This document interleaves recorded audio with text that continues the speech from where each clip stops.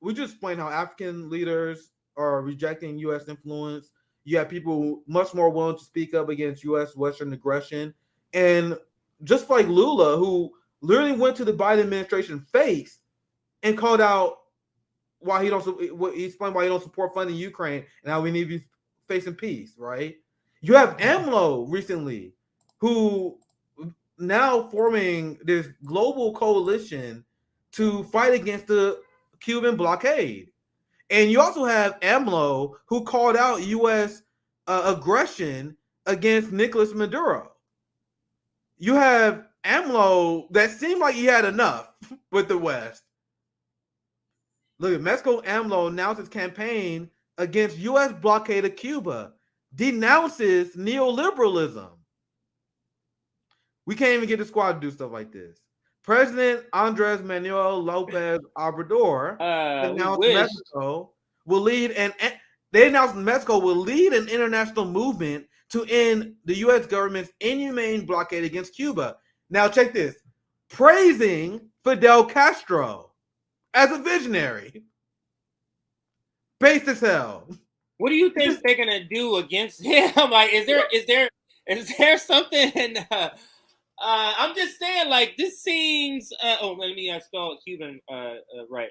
This seems a little. I don't know if anytime another leader is talking like that, there seems to be something that happens to them, a coup or some sort of unrest happens in their country.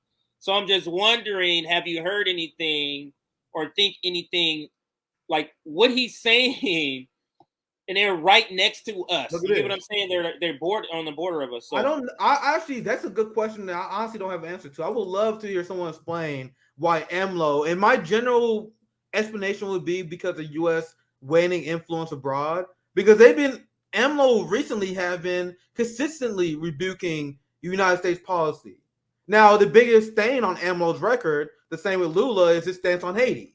The people criticize Lula a lot for that, which is legitimate criticism. But I always explain to people, like, all the South American left is weak on that issue. That's like one of the biggest things. That's AMLO's. But other than that, AMLO been pretty good. Like, he slammed NATO. But a question: why is it? It has to be something that is similar about the countries. If they're all getting that wrong, is there a particular thing?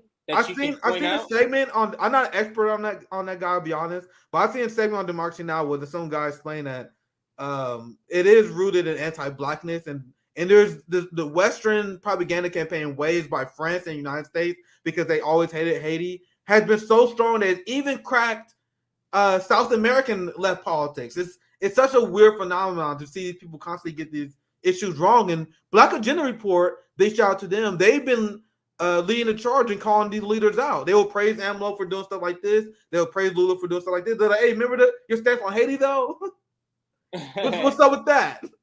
Yeah, I remember. So that's the weakness they have. The same way that we call out Bernie, and then for the weakness, that legitimate weakness that Lula and AMLO has. But AMLO been good slamming Ukraine, NATO policy, as you've seen here. This has come from last June.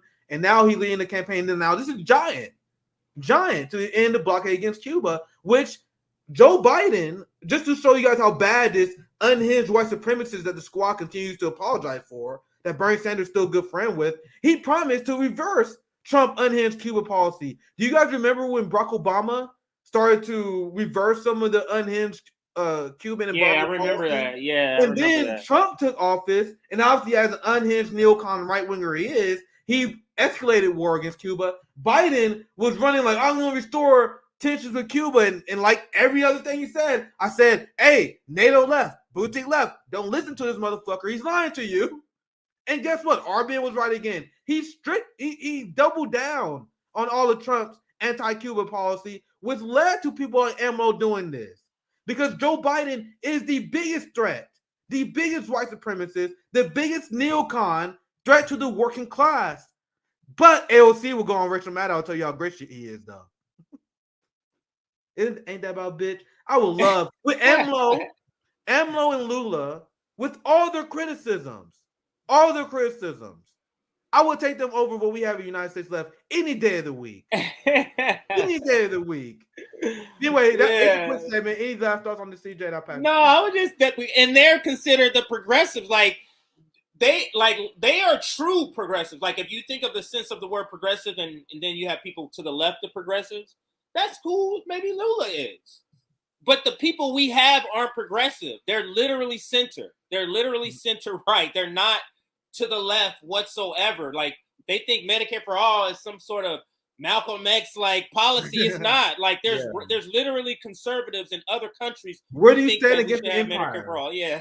Where do you stand against the empire? Where do you stand on relation to worker power versus the government and state? Like these are the things that make you a leftist. People think, oh my God, I want to defeat the Republicans. I support Medicare for all. I stand up for women's rights. That make me a leftist. No, it does not.